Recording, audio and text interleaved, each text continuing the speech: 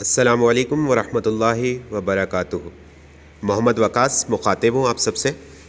طالب علموں، آج ہم جماعت نہم اور دہم کے لیے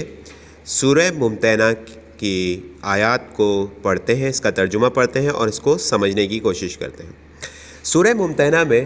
ٹوٹل 13 آیات ہیں۔ کتاب کے حساب سے آیت نمبر 1 سے لے کر آیت نمبر 6 تک ایک حصے میں ہے، جبکہ آیت نمبر 7 سے لے کر آیت نمبر 13 تک دوسرے حصے میں ہے۔ اچھا، سب سے پہلے ہم بات کرتے ہیں سورہ ممتحنہ کے تعارف پہ، پھر اس کا ترجمہ اگر ہم پڑھیں گے۔ سورہ ممتحنہ کا ورڈ ہے امتحان لینے والی سورت۔ اچھا، اس سورت کا جو نزول ہوا تھا، زمانہ نزول جو ہے وہ اس کا کچھ اس طرح سے ہے کہ اس میں 2 واقعات کا ذکر کیا گیا ہے۔ پہلا حضرت حاتم بن ابی بلتع رضی اللہ تعالیٰ عنہ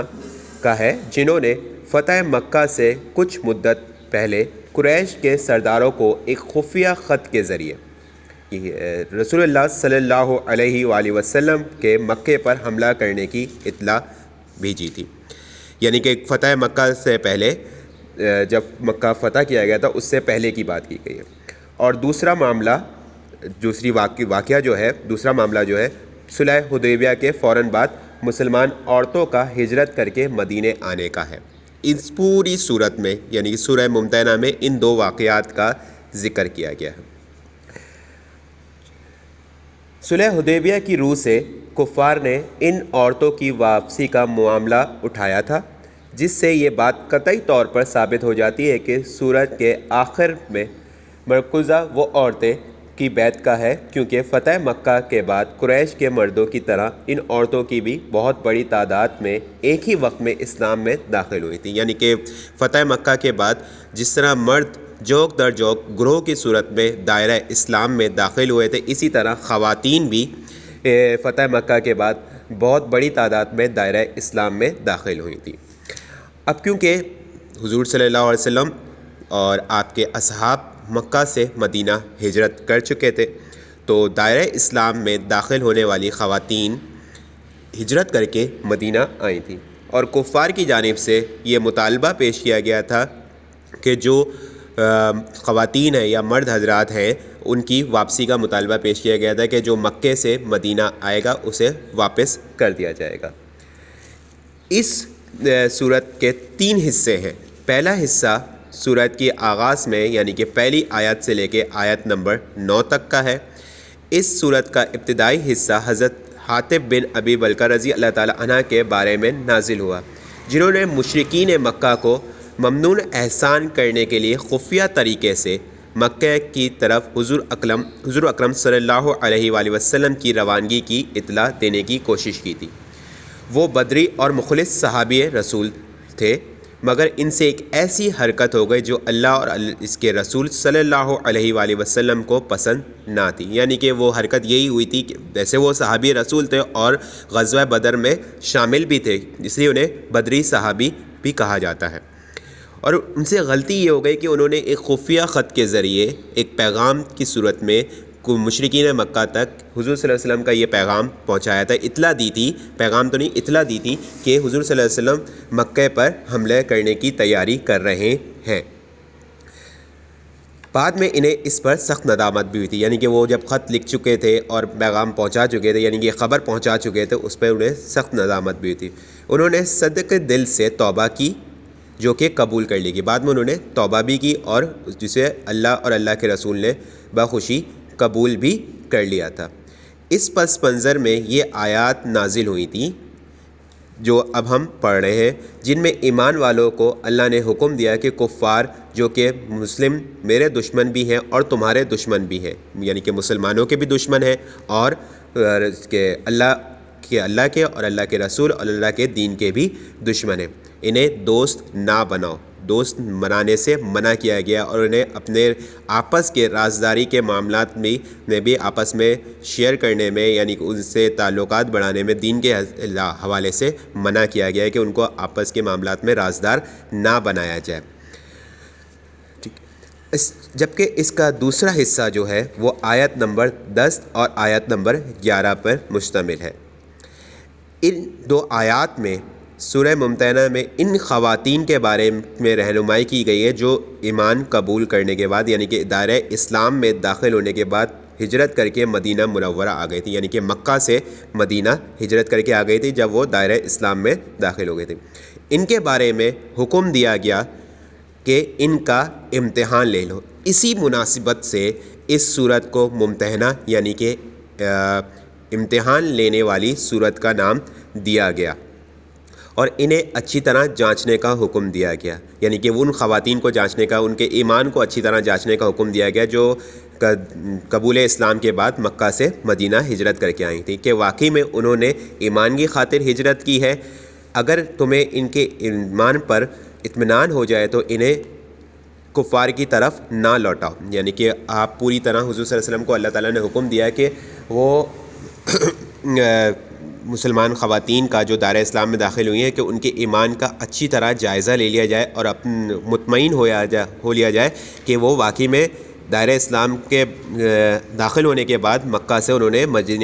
مدینے کی طرف ہجرت کی ہے، اور پھر واقعی انہوں نے ہجرت کی ہے۔ اگر تمہیں ان کے ایمان پر اطمینان ہو جائے تو پھر انہیں واپس کفار کی طرف لوٹانے سے کا حکم نہیں آیا ہے، کہ یعنی ان کو واپس کفار کی طرف واپس نہ بھیجا جائے۔ امتحان کا ذکر آنے کی وجہ سے اس صورت کو ممتحنہ کہا جاتا ہے، یہی بات میں نے پہلے بھی بتائی۔ مفسرین اس بارے میں لکھتے ہیں کہ یہ حکم اس وقت نازل ہوا جب حضور اکرم صلی اللہ علیہ وآلہ وسلم کے سخت ترین دشمن عقبہ بن ابی معیط کی بیٹی ام کلثوم رضی اللہ تعالیٰ عنہ ہجرت فرما کر مدینہ منورہ آ گئی، اور ان کے والد معاہدہ حدیبیہ کے پیش نظر انہیں واپس لانے کے لیے مدینہ پہنچے۔ یعنی کہ معاہدہ صلح حدیبیہ کا جو معاہدہ یہ ہوا تھا وہ یہی ہوا تھا کہ مکہ کی جانب سے یعنی کہ مکے سے جو مسلمان مرد ہجرت کر کے یا خواتین ہجرت کر کے مدینہ آ جائیں گی انہیں واپس لوٹا دیا جائے گا، انہیں واپس کر دیا گیا، جبکہ مدینہ سے ہجرت کر کے جانے والے جو لوگ تھے جو مکہ چلے جاتے تھے مدینہ سے ہجرت کر کے، ان کی واپسی کا کفار نے یہ شرط طے کی تھی کہ انہیں واپس نہیں لوٹایا جائے گا۔ اسی حدیبیہ کے معاہدے کے پیش نظر یہ سورۃ مبارکہ نازل ہوئی، جس میں جو حضرت عقبہ بن ابی معیط کی بیٹی تھیں ام کلثوم رضی اللہ تعالیٰ عنہ، جنہوں نے دائرہ اسلام میں جو داخل ہو گئی تھیں، انہوں نے مکہ سے مدینہ ہجرت کی تھی، اور ان کے والد معاہدہ کے پیش نظر معاہدہ حدیبیہ جو تھا اس کے پیش نظر ان کی واپسی کا مطالبہ کیا کہ ان کو واپس لینے کے لیے مدینہ منورہ پہنچ گئے۔ حضور اکرم صلی اللہ علیہ وسلم نے ان سے یہ کہہ کر خالی ہاتھ لوٹا دیا ان کو کہ ہمارا معاہدہ صرف ایمان لانے والے مردوں کے بارے میں تھا، یعنی کہ خواتین کے بارے میں نہیں تھا۔ مسلمانوں کی جانب سے جو معاہدہ تھا معاہدہ حدیبیہ وہ صرف مردوں کے بارے میں تھا، خواتین کے بارے میں نہیں تھا۔ اور آیت نمبر 12 میں عورتوں کی بیعت لینے کے بارے میں حکم نازل ہوا، یعنی کہ جو مسلمان خواتین ہجرت کر کے مدینہ آ گئیں، دائرہ اسلام میں داخل ہو گئیں، ان سے بیعت لینے کے بارے میں کا حکم آیا ہے۔ بیعت کس بارے میں لی جائے گی؟ کہ وہ اللہ تعالیٰ کے ساتھ کسی کو شریک نہیں کریں گی، ایک اللہ کی عبادت کریں گی، حضور صلی اللہ علیہ وآلہ وسلم کو اللہ کا ایک آخری اور سچا نبی مانیں گی، زنا نہیں کریں گی، اپنی اولادوں کو قتل نہیں کریں گی۔ ان باتوں کے بارے میں بیعت لینے کا حکم آیا تھا ان آیات میں، کہ وہ خواتین ان باتوں کا عہد کریں کہ وہ ان سارے کاموں سے کے لیے راضی ہیں، تیار ہیں، کہ وہ اللہ تعالیٰ کے ساتھ کسی کو شریک نہیں کریں گی، حضور صلی اللہ علیہ وسلم کو اللہ تعالیٰ کا آخری اور سچا نبی مانیں گی، کسی کے ساتھ زنا نہیں کریں گی، یعنی کہ کسی برائی کا ارتکاب نہیں کریں گی، زنا نہیں کریں گی، اور اپنی اولادوں کو قتل نہیں کریں گی۔ کیونکہ اولادوں سے قتل کرنے سے مراد یہاں پر یہ لی گئی ہے، جو علماء کرام تفسیر بیان کرتے ہیں وہ یہ بیان کرتے ہیں کہ آپ لوگ چھوٹی کلاسز میں بھی پڑھ چکے ہیں کہ جب عرب قبائل میں لڑکیوں کی یعنی کہ بیٹیوں کی ولادت ہوتی تھی تو اس کو بہت معیوب بات سمجھی جاتی تھی اور ان کو قتل کر دیا جاتا تھا۔ اسی بات کے پیش نظر اللہ تعالیٰ نے حضور صلی اللہ علیہ وآلہ وسلم کو یہ حکم دیا کہ وہ ایمان لانے والی مسلمان عورتیں جو ہیں جو مکہ سے مدینہ ہجرت کر کے آئی ہیں اس میں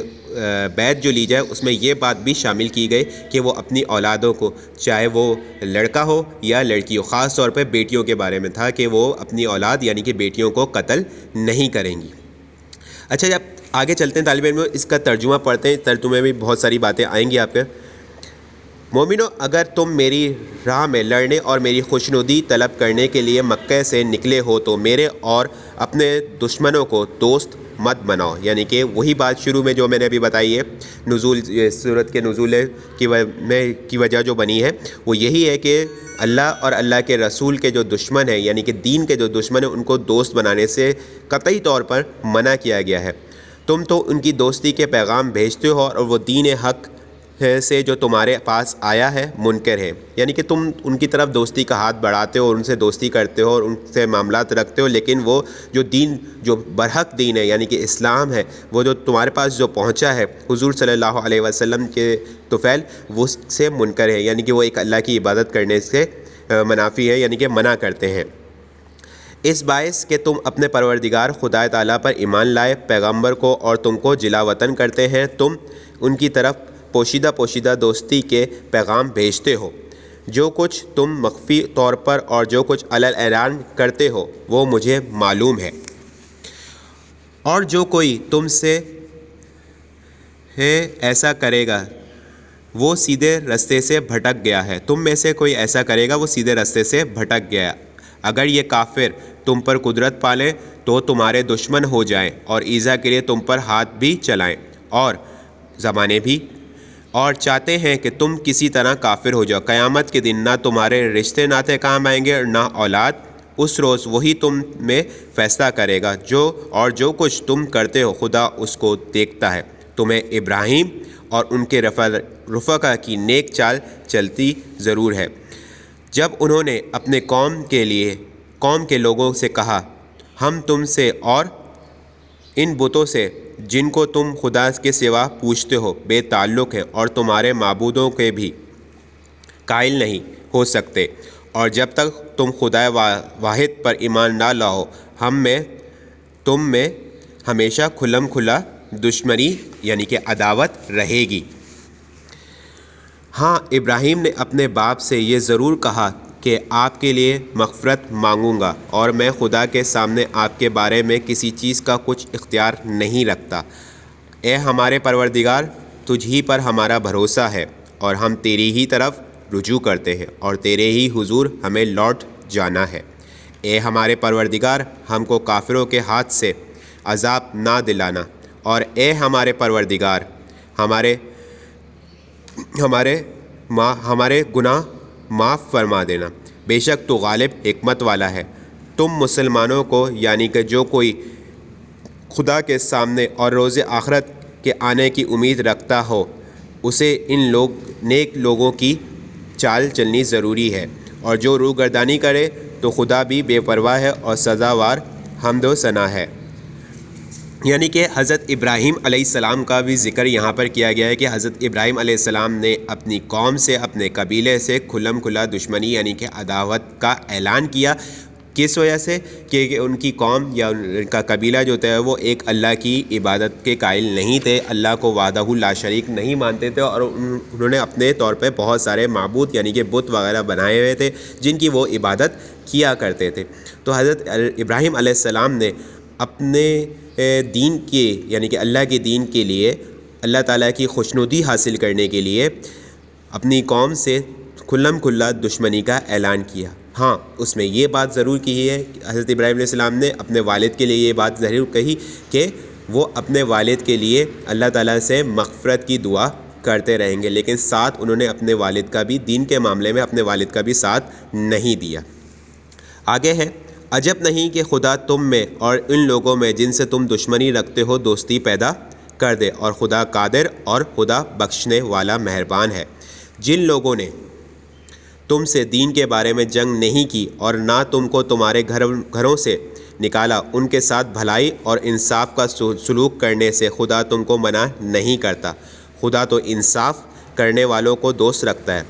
خدا انہی لوگوں کے ساتھ تم کو دوستی کرنے سے منع کرتا ہے جنہوں نے تم سے دین کے بارے میں لڑائی کی اور تم کو تمہارے گھروں سے نکالا، اور تمہارے نکالنے میں اور اوروں کی مدد کی۔ تو جو لوگ ایسوں سے دوستی کریں گے وہی ظالم ہیں۔ مومنو، جب تمہارے پاس مومن عورتیں وطن چھوڑ کر آئیں تو ان کی آزمائش کر لو اور خدا ان کے ایمان کو خوب جانتا ہے۔ سو اگر تم کو معلوم ہو کہ مومن ہیں تو ان کو کفار کے پاس واپس نہ بھیجو، نہ یہ ان کو حلال ہے اور نہ ان کو جائز ہے، اور جو کچھ انہوں نے اس پر خرچ کیا ہو ان کو دے دو، اور تم پر کچھ گناہ نہیں کہ ان عورتوں کو مہر دے کر ان سے نکاح کر لو، اور کافر عورتوں کی ناموس کو قبضے میں نہ رکھو، یعنی کفار کو واپس دے دو، اور جو کچھ تم نے ان پر خرچ کیا ہو تم ان سے طلب کر لو، اور جو کچھ انہوں نے اپنی عورتوں پر خرچ کیا ہو وہ تم سے طلب کر لے۔ یہ خدا کا حکم ہے جو تم میں فیصلہ کیے دیتا ہے۔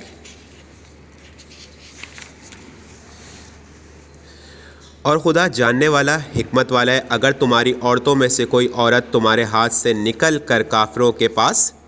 چلی جائے اور اس کا مہر وصول نہ ہوا ہو، پھر تم ان سے جنگ کرو اور ان سے تم کو غنیمت ہاتھ لگے جو ان کی عورتیں چلی گئی ہیں ان کو اس مال سے اتنا دے دینا جتنا انہوں نے خرچ کیا تھا، اور خدا سے جس پر تم ایمان لائے ہو ڈرو۔ جب تمہارے پاس مومن عورتیں اس بات پر بیعت کرنے کو آئیں کہ خدا کے ساتھ نہ تو شرک کریں گی، نہ چوری کریں گی، نہ بدکاری کریں گی، اور نہ اپنی اولاد کو قتل کریں گی، اور نہ ان کے ہاتھ پاؤں کوئی بہتان باندھ لائیں گی، اور نہ ہی نیک کاموں میں تمہاری نافرمانی کریں گی، ان سے بیعت لے لو اور ان کے لیے خدا سے بخشش مانگو، بے شک خدا بخشنے والا مہربان ہے۔ مومنو، ان لوگوں سے جن پر خدا غصے ہو دوستی نہ کرو، کیونکہ جس طرح کافروں کو مردوں کے جی اٹھنے کی امید نہیں اسی طرح ان لوگوں کو بھی آخرت کے آنے کی امید نہیں۔ المختصر، یہ جو ہم نے ترجمہ پڑھا ہے آیت نمبر 1 سے لے کر آیت نمبر 13 تک، اس میں کچھ باتیں خاص طور پہ قابل ذکر ہیں۔ وہ یہ ہیں کہ ایک تو مومن عورتوں سے بیعت لینے کے لیے، یعنی ان کا ایمان کو اچھی طرح جانچنے کا حکم دیا گیا ہے، اور ان سے کچھ شرائط رکھی گئی ہیں کہ وہ چوری نہیں کریں گی، بدکاری نہیں کریں گی، اپنی اولاد کو قتل نہیں کریں گی، اور اللہ کے ساتھ کسی کو شریک نہیں ٹھہرائیں گی، حضور صلی اللہ علیہ وآلہ وسلم کو اللہ کا آخری اور سچا نبی مانیں گی، اور ان کی نافرمانی نہیں کریں گی۔ ایسی تمام عورتیں جو مکہ سے مدینہ ہجرت کر کے آئیں اور دائرہ اسلام میں داخل ہوئیں، ان کو کفار کی جانب لوٹانے سے منع کیا گیا ہے، اور اس کے ساتھ ساتھ ان کفار سے دوستی رکھنے کا، یعنی ان سے عدل و احسان کرنے کا حکم دیا گیا ہے، جنہوں نے مسلمانوں سے لڑنے کے لیے ہتھیار نہیں اٹھائے، ان کو جلا وطن، یعنی کہ مسلمانوں کو جلا وطن نہیں کیا، اور دین کے معاملے میں کسی طرح کی بھی کوئی زور زبردستی نہیں کی گئی۔ ان کے ساتھ تو عدل و انصاف کا حکم دیا ہے اللہ تعالیٰ نے، لیکن وہ کفار جنہوں نے دین کے معاملے میں مسلمانوں کے خلاف ہتھیار اٹھائے، مسلمانوں کو جلا وطن کیا، ان سے کسی بھی قسم کی دوستی یا عدل و انصاف رکھنے کا حکم نہیں دیا گیا ہے۔ اچھا، ان پوری صورت میں کچھ سوالات ہیں جو بہت اہم ہیں، جو امتحانات میں بھی شامل ہوتے ہیں، وہ آپ لوگ کو واٹس ایپ پر اویلیبل ہوں گے، اور اس کے ساتھ ساتھ کچھ عربی الفاظ ہیں جن کے ترجمے بھی اسی واٹس ایپ پہ اویلیبل ہوں گے آپ کو، جو ترجمے ہیں وہ آپ کو MCQs یعنی کہ کثیر الانتخابی سوالات کی صورت میں